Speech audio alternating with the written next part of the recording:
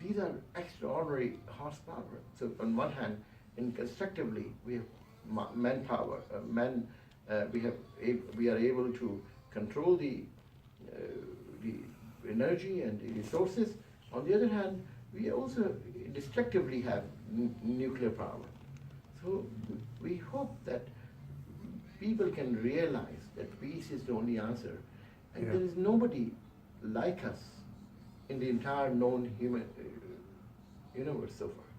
The You- great equation that there can be many Earth planets, exoplanets like Well, us. we haven't seen one yet, No, but no, but it's not. Where are they? As Fermi paradox. So where are they? It's not because it's not easy. See, life in itself we have not been able to define. I was reading Mr. deGrasse and Tyson. Yeah, Neil Tyson deGrasse, yeah. and he was saying that because we humans are so ignorant, because we don't know where is the dark matter. We don't know. Wow. The dark energy. What we are at, we are still. This is a stone age of knowledge. We are at the verge of a very big leap forward. Therefore, I'm a very positive thinker, and I'm not a positive thinker because I want to be positive. Because I see, I can understand what others say, and therefore, we will discover a theory of everything, as Mr. Michio Hawking Kaku, predicted, yeah. that can grand unified theory that can connect the macro and the macro level of universe. Well, I hope so. The quantum theory, which I talk about, Planck and Einstein theory of relativity, and we can connect. Is that going to be the string of theory? relativity, the grand unified theory.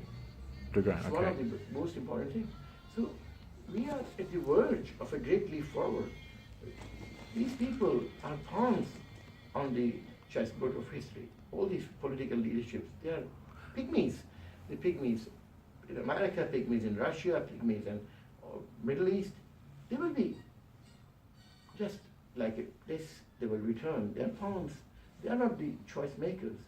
They are the last remnant of those dictatorial tyranny that human beings have suffered.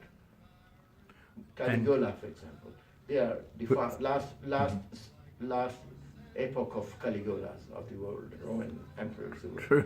foolish. So I think we are going forward, and that will make a big difference. And that's the beauty of it. So coming back to the point of Stephen Hawking, that we are seeing, I don't agree with the positive life, the way sentient life, self-aware life, questioning life is not easy. It's not easy to evolve. It's not easy. Life itself, Mr. Grass said that life itself is difficult. We don't know how it evolved so far. Don't know. So it's not easy. There are 100, not 100 things. There has to be trillions of things to array in a line for a planet like Earth to evolve. Wow. Trillions of things. It's as if someone has gifted self-awareness.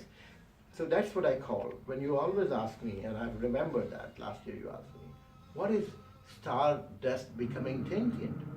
Stardust becoming sentient is that we are stardust.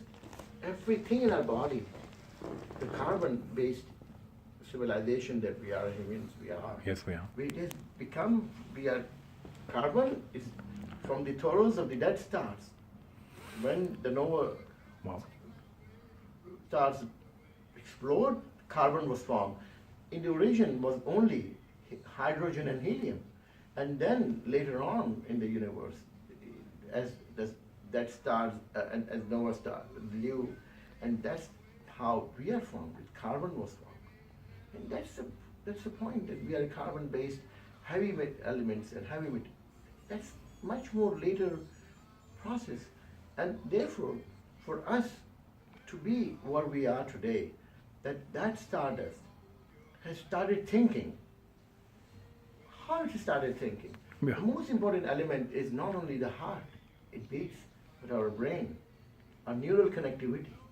We have 100 billion neural connections in our body. And those 100 billion neural connections make us think. And that is a very big distinction between elephant and a whale and a dolphin and anybody else. This unique life is of thinking that stardust becoming a brain and neural connectivity, it cannot happen without any basically extraordinary luck and chance. And therefore life is very rare. Life, I don't want to go who created God and God created who. That's not an issue. The issue is that we are here True. as a result of an. If there would be no wiping out of dinosaurs, we would have not evolved. Extinction is an art of nature. Extinction is an art of nature.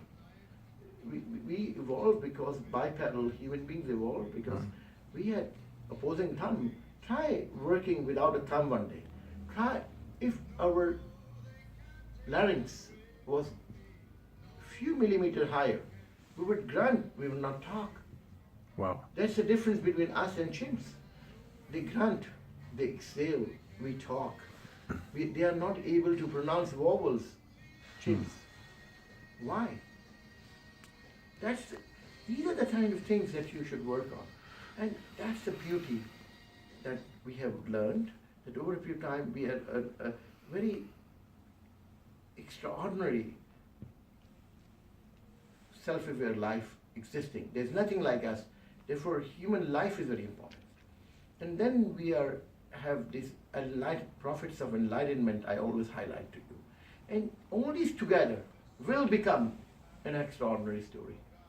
So we will talk in the night, continue with this subject Sure. on this, and Yeah. that's the beauty of it. Okay? All right. Well, thank you very much. We have to go for dinner now. Yeah. Thank you.